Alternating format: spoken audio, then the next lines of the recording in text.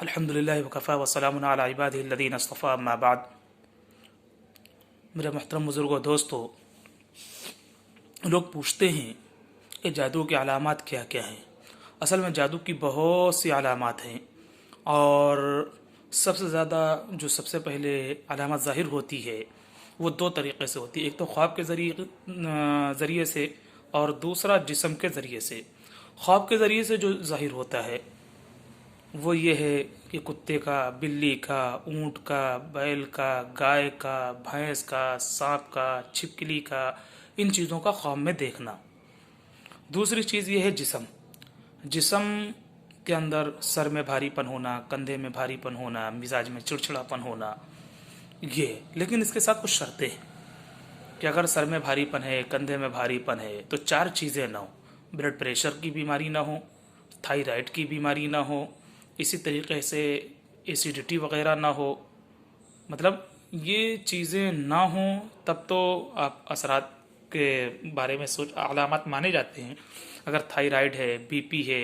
या डायबिटीज़ है, या एसिडिटी है, तो फिर इसको जो है अलामत नहीं मानते, या तो फिर इसकी तशख़ीस कायदे से की जाए, तहक़ीक़ की जाए तो पता चलेगा। दूसरी चीज़ ख्वाब के बारे में, तो ख्वाब हदीस के अंदर आता है, ख्वाब जो है नबूवत का 40वां या 46वां हिस्सा है। तो पता ये चलता है ख्वाब के ज़रिए से अल्लाह वो चीज़ें हमें बतला देता है जो हमारे साथ हालात होने वाले होते हैं। लेकिन हम ख्वाब को देख करके और अलामत को देख करके हम डायरेक्ट फ़ैसला ये ना ले लें कि हमने कुत्ता देखा, बिल्ली देखा, छिपकली देखा, या भैंस देखा, ऊँट देखा, गाय देखा, तो क्या नाम है, ये असरात ही हैं, जादू का असर है या जिन्नात का, शयातीन का असर है। फ़ौरन फ़ैसला न लें,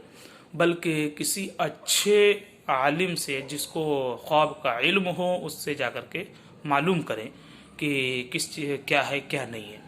दूसरी बात यह है कि सिर्फ इन जानवरों को ख्वाब में देख लेना ही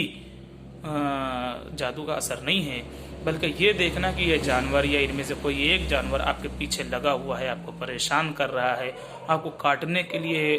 परेशान कर रहा है, दौड़ा रहा है, आप पर हमला करना चाहता है या काट लिया है।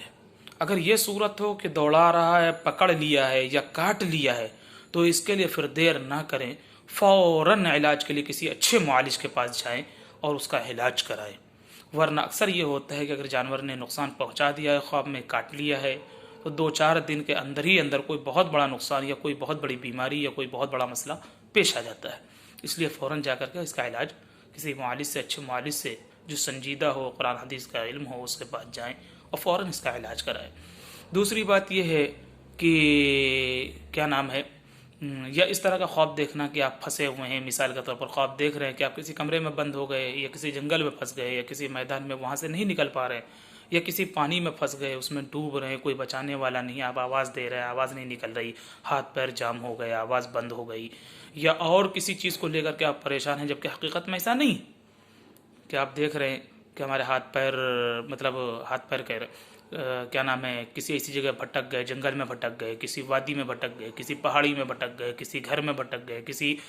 और जगह खंडरात में फंस गए, किसी किले में फंस गए, अब वहाँ से निकलना चाह रहे, नहीं निकल पा रहे,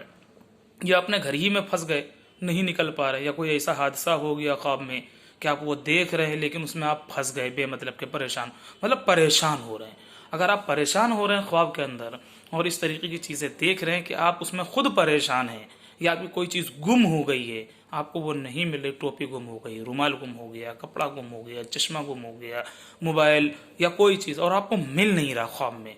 तो इसका मतलब ये है कि असरात हैं। आप इसके लिए फ़ौरन किसी मुआलिज को पास जाएं और किसी अच्छे मुआलिज से रब्ता करें, उसको दिखाएं, उससे इलाज करें।